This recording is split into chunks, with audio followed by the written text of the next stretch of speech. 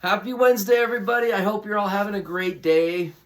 Hey, here we are, season 2, episode 8, and we are at money milestone number 3.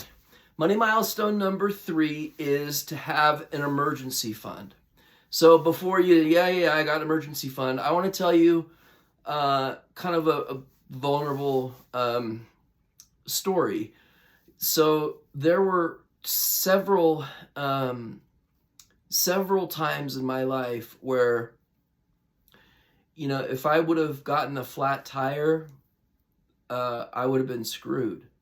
There were times where I would be at work and I wouldn't have enough money to even, my car was already out of gas and I didn't even have enough money to put gas in it to get home. This has been years ago, but I used to live financially recklessly like that until I started caring enough about myself to get my finances in order. And I'm not alone. 47% of Americans say that they couldn't handle a $500 repair or expense without losing sleep over it or being highly stressed out. So something that I probably should have mentioned last week, and that's long-term care. Now, I don't want you guys getting the impression that I am like this insurance freak. I'm not. I avoid insurance when I can. I especially avoid insurance people when I can, even though, whatever. But here's the point.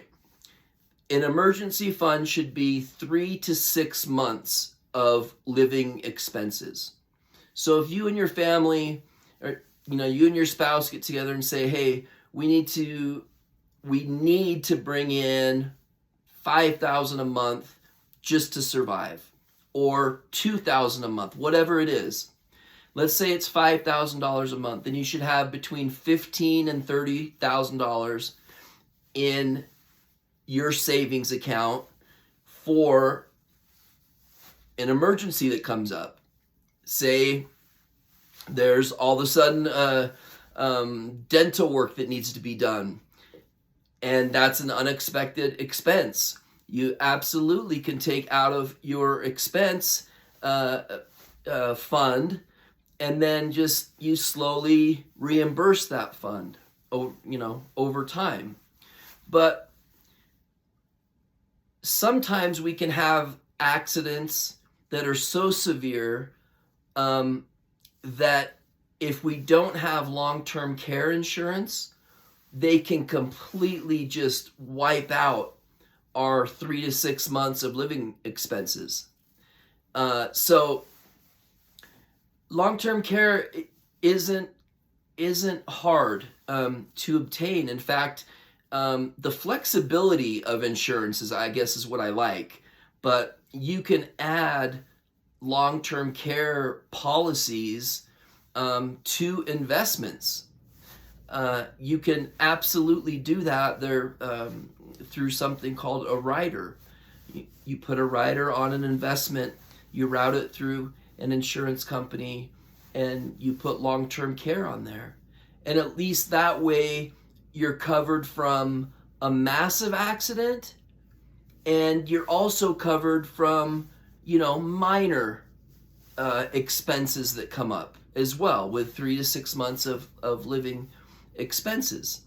So I probably should have brought up long-term care last week. I apologize, but I do think it is fitting here as well. Let's see. And then last, money is the number one reason that people get divorced. So these messages are not designed to get me attention. They're not designed to dwell on problems.